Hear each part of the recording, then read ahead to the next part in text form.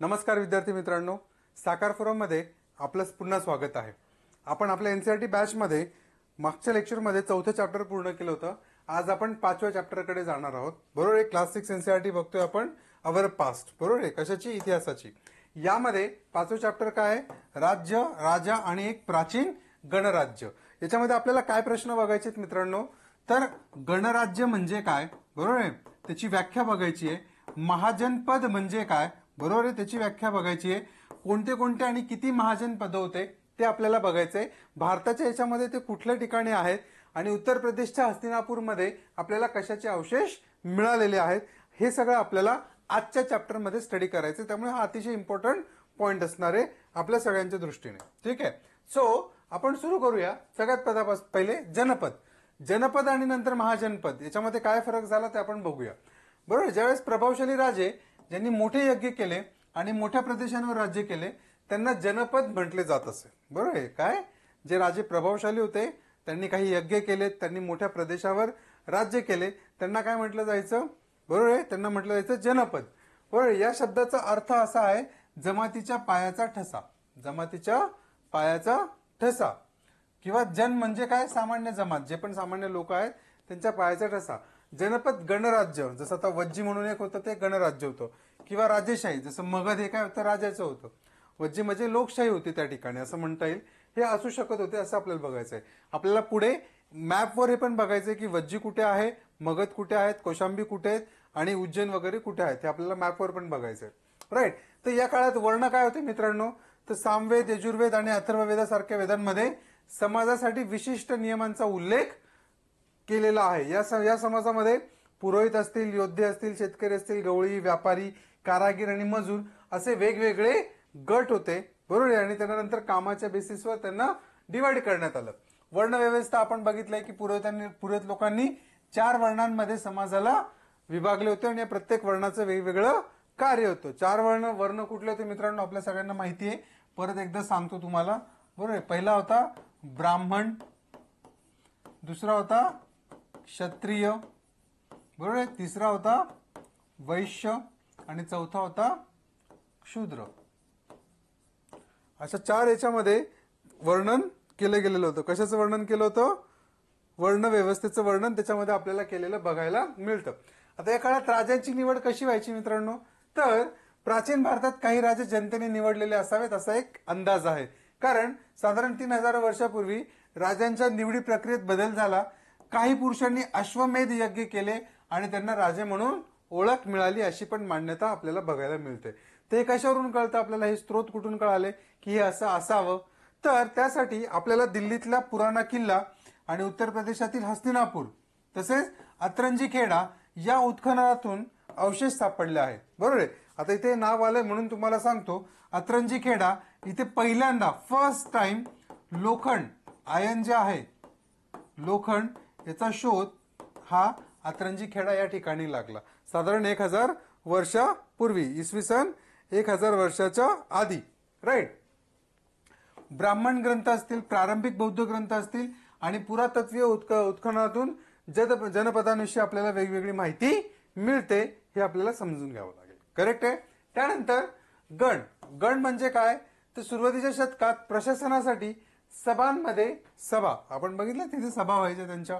Right, शांतता, युद्ध, काही चर्चा करायची असेल त्याच्यासाठी सभा होत होत्या। तर त्या ठिकाणी लोक एकत्र यायचे आणि चर्चेद्वारे ती निर्णय घ्यायचे। आता जनपद जे होते ते महाजनपद कसं काय बनलेत? बरोबर आहे, महाजनपद सामान्यतः त्यांच्या राजधानीतून शासन होत असे। छोटे छोटे जनपद मिळून काय झालं? एक मोठं महाजनपद मिळालं। काय? बरोबर आहे, छोटे छोटे जनपद मिळून काय झाले? एक मोठं महाजनपद तयार झाले। साधारण त्या काळामध्ये 16 महाजनपदे होती माझ्या माहितीनुसार। किती होती? 16 महाजनपदे होती। पुढे येणाऱ्या याच्यामध्ये आपण याच्याविषयी आणखी डिटेल अभ्यास करणार आहोत।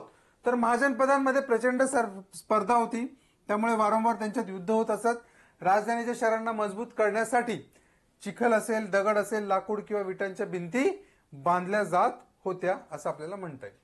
बरोबर आहे, कर, टॅक्स। किल्ले आणि सैन्य उभारण्यासाठी नव्या राजांना पैसा हवा होता, त्यामुळे त्यांनी लोकांकडून नियमित कर गोळा करण्यास सुरुवात केली। कर रोख स्वरूपात घेतला जात होता किंवा वस्तू स्वरूपात घेतला जात होता, हे वाक्य इथे लक्षात ठेवा। इथे प्रश्न बनतो. रोख किंवा वस्तू स्वरूपात आपल्याला काय होतं, आपल्याला डोक्यात एक बसलेलं आहे की त्या काळामध्ये बार्टर सिस्टीम होती. ओके, सो बार्टर सिस्टीम म्हणजे आपण फक्त म्हणतो की वस्तूच असतील, तर नाही, रोख स्वरूपात पण तो घेतला जात होता. मग ते सोनं असेल, चांदी असेल, इतर वेगळ्या काही गोष्टी असतील, त्या स्वरूपात पण तो कर घेतला जात होता. महाजन काळातलं एक महत्वाचं वैशिष्ट्य आहे ते म्हणजे काय, तर या काळामध्ये शेती प्रक्रियेमध्ये मोठा बदल झाला. बरोबर आहे, कारण या काळामध्ये शेतीचा विकास खूप झाला. कारण काय होतं त्याच्यामध्ये, पहिला तर ती सुपीक प्रदेशांमध्ये होती आणि त्यात दोन मोठे बदल झाले की लोखंडी नांगराचा वापर वाढला. ओके, आणि लोकांनी भाताचे रोप लावण्यास सुरुवात केली. त्यामुळे उत्पादन त्यांचं काय झालं मित्रांनो, मोठ्या प्रमाणामध्ये वाढलेलं आपल्याला दिसून येतंय.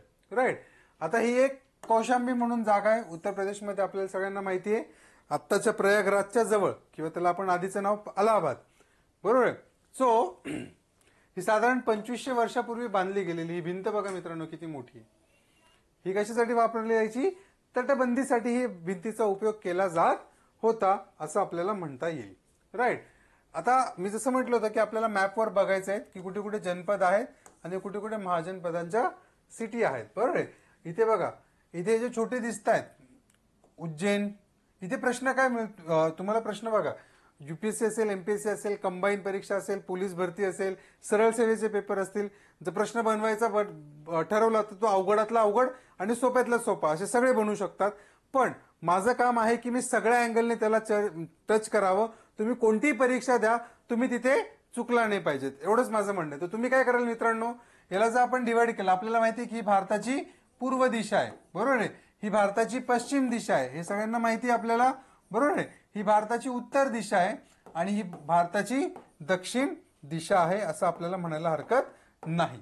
M I right. सो आपल्याला काय बघायचंय, सगळ्यात पूर्वेकडचं महाजनपद कोणतं आहे, सगळ्यात पश्चिमेकडचं महाजनपद कोणतं आहे, सगळ्यात उत्तरेकडचं महाजनपद कोणतं आहे आणि सर्वात दक्षिणेकडचं महाजनपद कोणतं आहे, असं तुम्हाला क्रम विचारला जाऊ शकतो की पूर्वेपासून पश्चिमेकडे लावा, तर उत्तरेपासून दक्षिणेकडे लावा. करेक्ट आहे.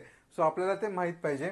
बघा इथे तुम्हाला दिसतंय अंग म्हणून इथे एक महाजनपद आहे, इथे वैशाली आहे, इथं पांचला म्हणून आहे, इथे हस्तिनापूर. राईट. इथे गांधारा म्हणून महाजनपद आहे, इथे अवंती उज्जैन म्हणून महाजनपद आहे, कौशांबी म्हणून महाजनपद आहे, राजगृह म्हणून महाजनपद आहे. हे महत्वाचे महाजनपद होते, यांच्याविषयी आपल्याला डिटेल बघायचे आणि या प्रश्नाचं उत्तर पण तुम्हाला पुढच्या येणाऱ्या सेशन्समध्ये मिळणार आहे. ज्यावेळेस आपण 16 महाजनपदांचा पूर्ण अभ्यास करू त्यावेळेस आपल्याला ते कळेल की पूर्वेपासून पश्चिमेकडे कोणतं आहे, उत्तरेपासून दक्षिणेकडे कोणतं आहे. मी आता सांगितलं पण तरी ते तुम्हाला बाउन्स जाणार. त्याच्यापेक्षा आपण 16 महाजनपद शिकूया आधी आणि त्यानंतर त्याचा अभ्यास आपल्याला करावा लागेल. ओके. सो हे महत्वाचे प्रश्न आहेत, जस्ट गो थ्रू इट. महत्वाच्या कॉन्सेप्ट आहेत. ओके. अश्वमेध हे घोड्याच्या यज्ञाच्या स्वरूपातील एक विधी होता. बरोबर आहे. हे यज्ञ केल्यानंतर एक घोडा असायचा, तो जिथपर्यंत पळत जाईल, जोपर्यंत त्याला पकडत नाही कोणी तो राजा, तिथपर्यंतची जमीन त्या पुरोहिताला दान वगैरे. त्या काळामध्ये या यज्ञाला खूप महत्वाचं स्थान होतं असं आपण म्हणू शकतो. टॅक्स, ट्रान्सपोर्टेशन, डेमोक्रेसी, लोकशाही, सोपे शब्द आहेत, तुम्हाला लक्षात येतील. महत्वाचं आपल्यासाठी महत्वाच्या तारखा, साधारण 3000 वर्षापूर्वी म्हणजे इसवी सन पूर्व 1000 नवीन प्रकारचे राजा आपल्याला बघायला मिळाले. साधारण 2500 वर्षापूर्वी सुमारे इसवी सन 500 महाजनपदांची स्थापना करण्यात आली. सुमारे 2300 वर्षांपूर्वी म्हणजे इसवी सन पूर्व 300 अलेक्झांडरचा भारतावर हल्ला झाला. अलेक्झांडर दी ग्रेट ज्याला आपण म्हणत असतो. करेक्ट मित्रांनो. सो या बेसिसवर आपण आपलं आजचं चॅप्टर कंप्लीट केलेलं आहे आणि होप सो तुम्हाला या एनसीईआरटी बॅच मध्ये मजा येते, तुम्हाला हे व्हिडिओ समजत आहेत, तुम्हाला माझं कॉन्सेप्ट क्लिअर होत आहेत. जर तुम्हाला क्लिअर होत असतील तर ते तुम्ही आमच्यापर्यंत पोहोचवा, कारण आम्हाला ते करण्याचा आनंद मिळाला पाहिजे. धन्यवाद. भेटूया पुढच्या सेशनमध्ये मित्र.